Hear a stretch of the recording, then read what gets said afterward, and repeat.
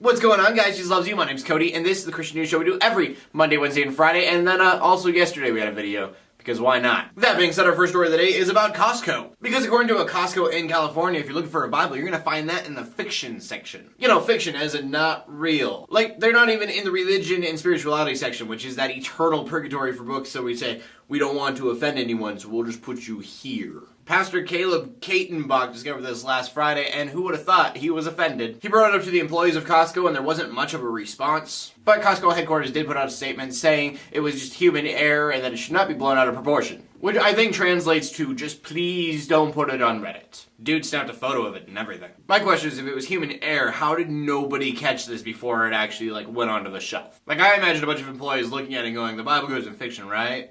Sure, why not? But even if it was a decision of one person, where does this go that offends the least amount of people? If you live in the United States, probably not the fiction section. I personally just think it's funny. I'm sure it was just a mistake, but really, you didn't think that was going to offend anyone. On the other hand, any publicity is good publicity, so I suppose. And our next story brings us to Pennsylvania, where Isaiah 61 Ministries was threatened to go to jail for feeding homeless people. And when you hear that, you're probably thinking what I was thinking was, okay, what's the catch? What did they do wrong? Because usually this is some kind of propaganda, like Christians aren't actually doing something that great. They are breaking the law, but in this case, no, not really. The ministry set up at a park, and then they started to feed homeless and elderly people. And it's not really clear why they were threatened off, but I'm going to assume it has something to do with the public property is actually county-owned property, in which case they are endorsing Christianity by letting them be there. And so it's just really dumb to me that you have these little laws and things that get in the way of people actually trying to do good. Like, if you're going to continue to let the Westboro Baptist Church protest funerals,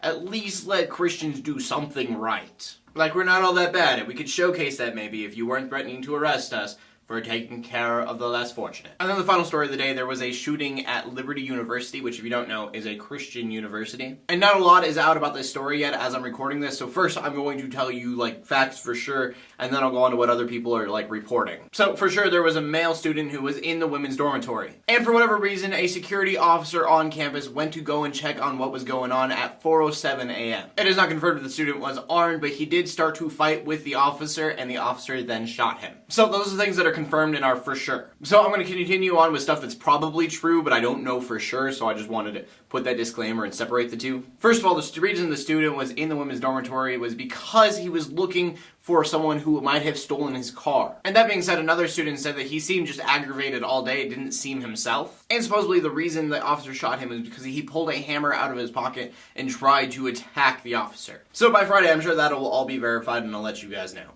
And that brings us to the question of the day, and the question of the day is, what is your favorite fictional book? I think I asked that not too long ago, now that I think about it. But oh well. Who knows? Maybe we can help Costco fill their shelves where the Bibles used to be. My favorite books are the entire Aragon series, except the last book, because I haven't read that yet. Whoops. I own it. I just haven't read it. And then Stuff Christians Like is the most awesome book ever. It's written by John Acuff, and it is a Christian making fun of what Christians do, and it's hilarious. Anyways, please leave a comment in the comment section below with your answer. My name is Cody, and I'm bringing news to the Christian community every Monday, Wednesday, and Friday. In closing, let the haters hate, let the Christians pray, and set everybody like and subscribe. I'll see you Friday, and God bless.